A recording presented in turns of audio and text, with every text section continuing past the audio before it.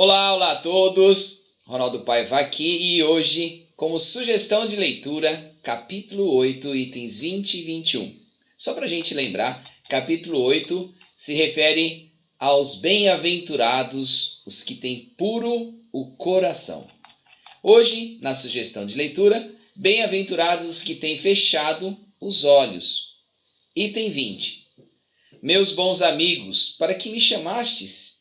Terá sido para que eu imponha as mãos sobre a pobre sofredora que está aqui e a cure? Ah, que sofrimento, bom Deus! Ela perdeu a vista e as trevas a envolveram.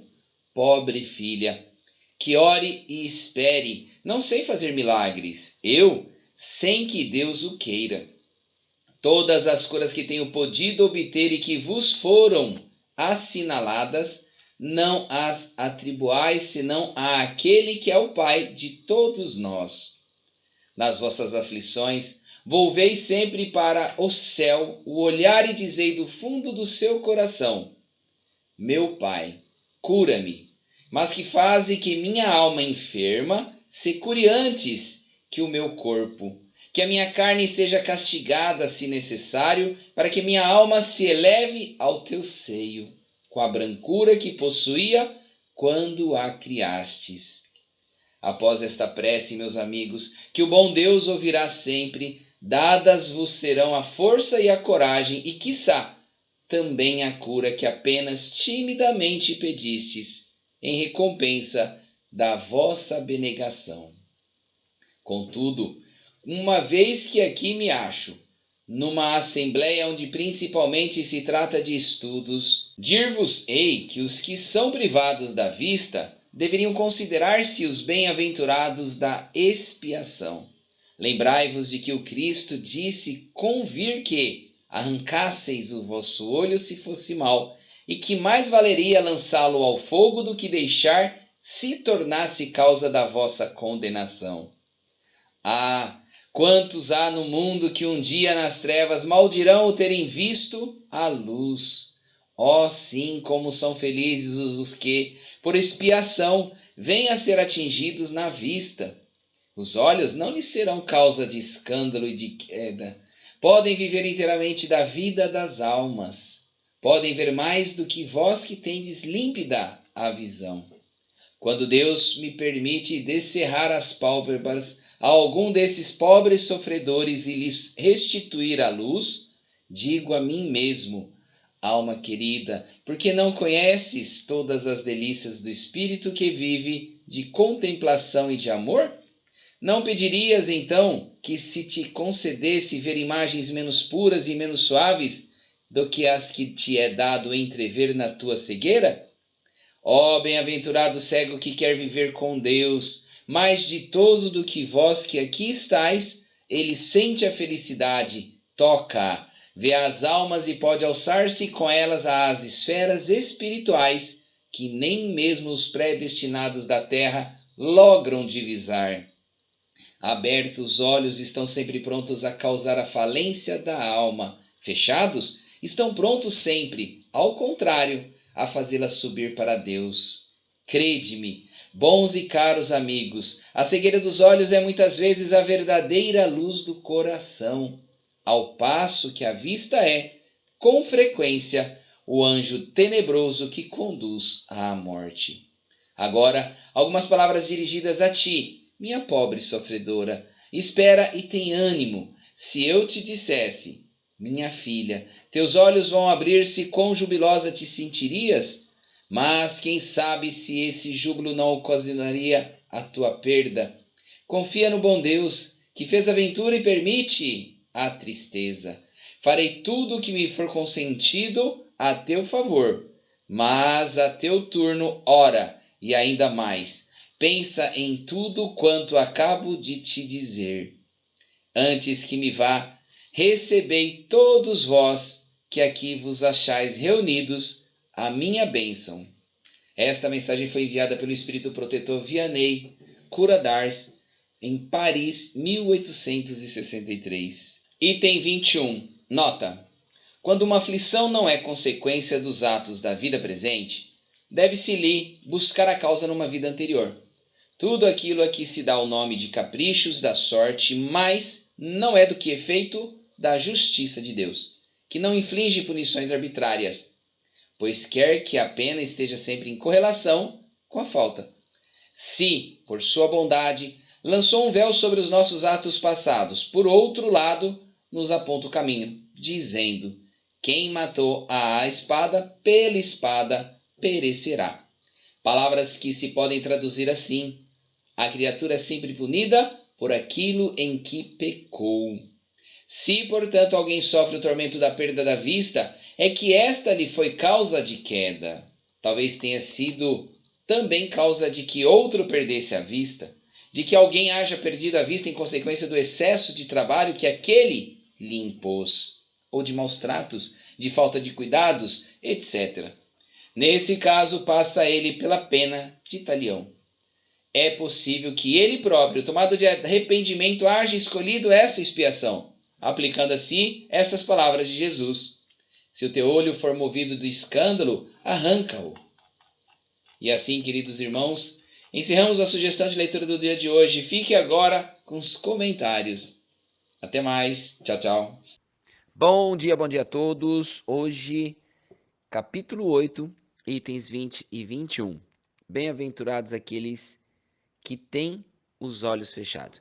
Tem uma nota aí, lá no rodapé a gente vê que Kardec nos quis trazer, então, uma comunicação que tinha uma pessoa cega e eles fizeram, então, Kardec, a nível de estudo, fizeram a evocação do espírito Vianney.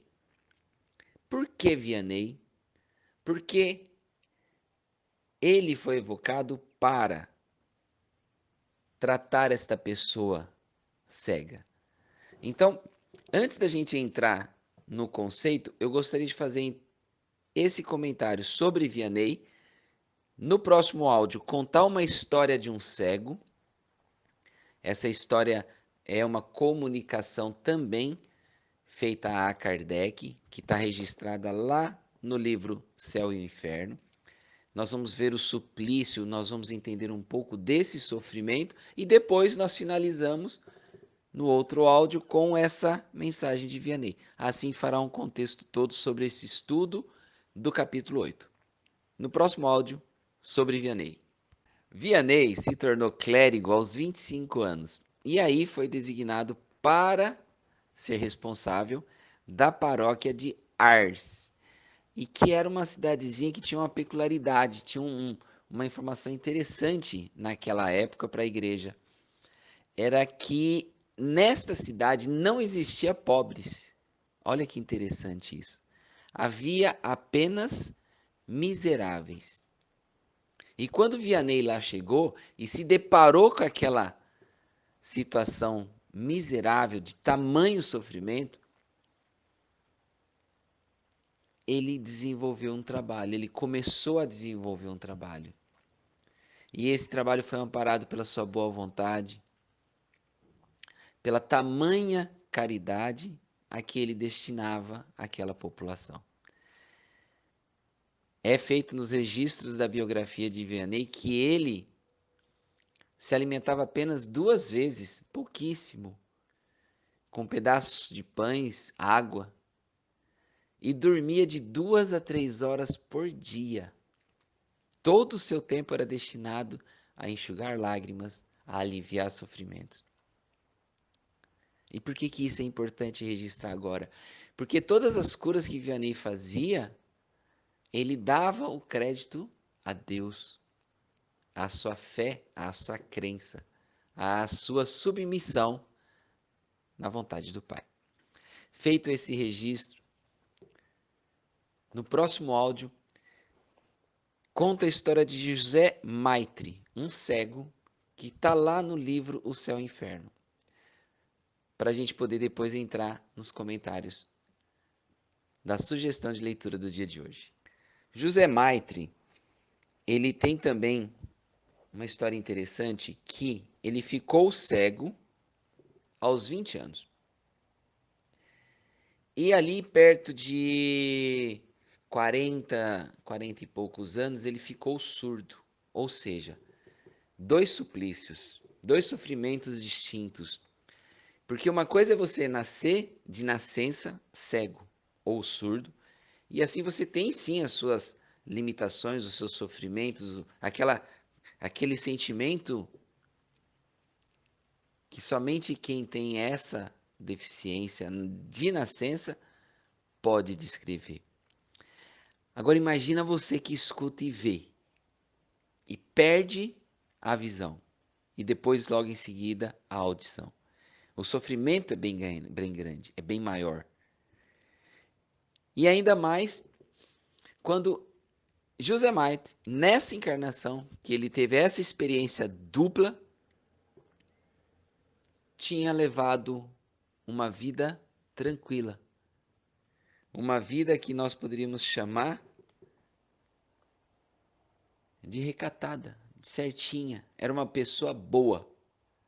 Tinha fé em Deus, acreditava em Deus. E aí ele desencarnou próximo dos 50 anos e Kardec, bem tempos depois, teve a oportunidade em uma das evocações de ter essa conversa com José Maitre.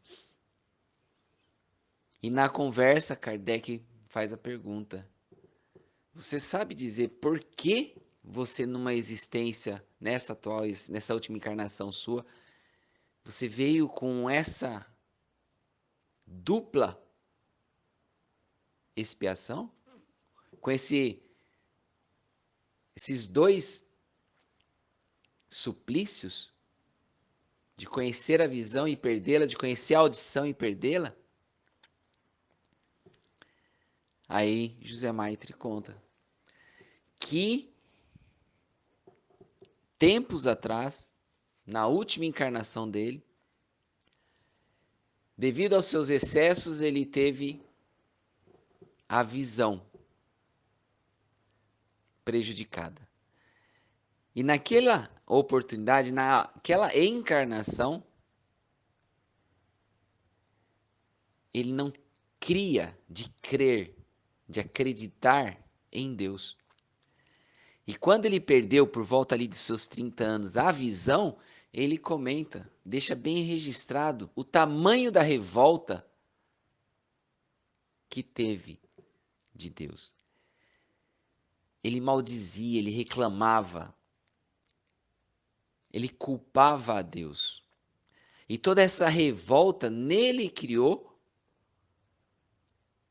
a total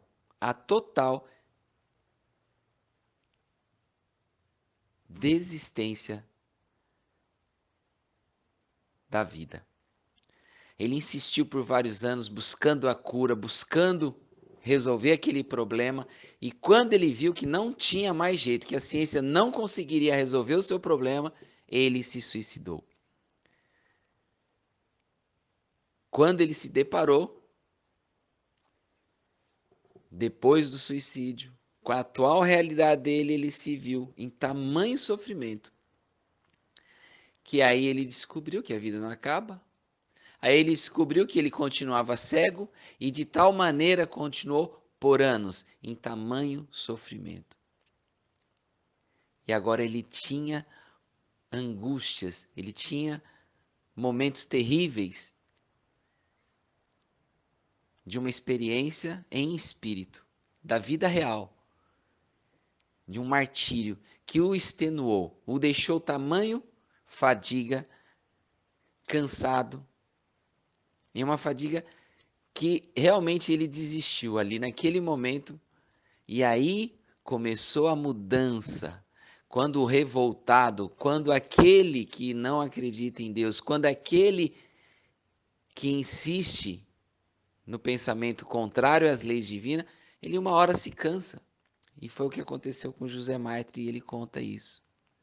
Ele se cansou. Ali ele fez uma oração e foi atendido. Os bons espíritos então o acolheram, só que ele não podia sair daquela situação. Abriram simplesmente os seus olhos e aliviaram o seu momento daquele suplício em espírito e já deram a ele a oportunidade.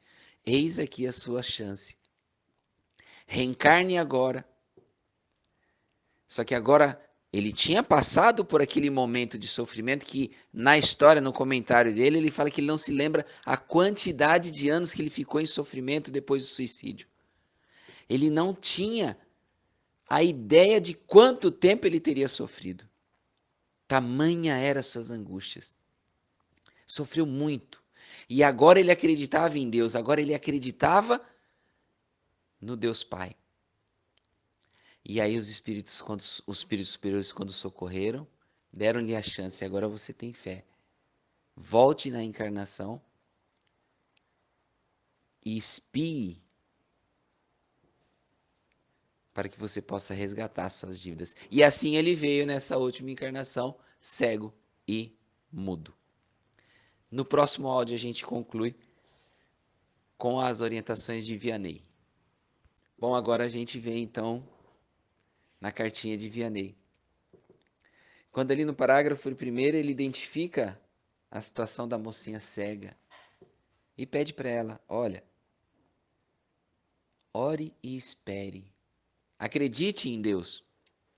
No parágrafo 2, ele inicia uma oração. Ele ensina-nos a pedir para que Deus cure primeiro os nossos defeitos de alma.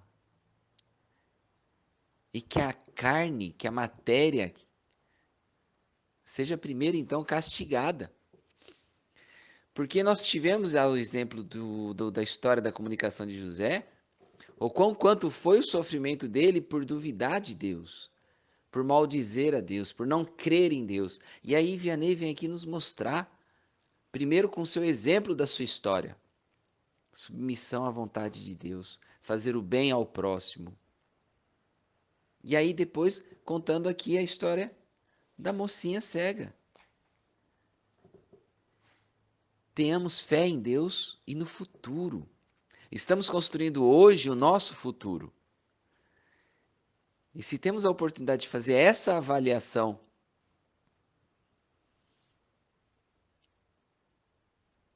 a exemplo de José, podemos entender. Se não tivermos fé, se não tivermos crença em Deus Pai, acreditando que todas as nossas dificuldades de hoje são ensinamentos, são necessários, são resgates. E se nós nos submetermos à vontade de Deus e aceitarmos com resignação, nós teremos,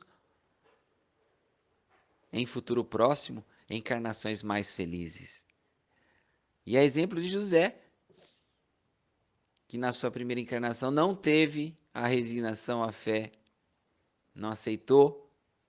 Então pensemos nisso. Quando não temos fé em Deus, quando culpamos Deus, quando culpamos as pessoas, nós estamos criando situações difíceis para o futuro. E ao contrário, nós estamos criando situações felizes.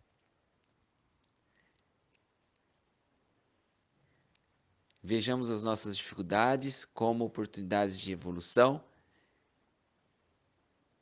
de provas,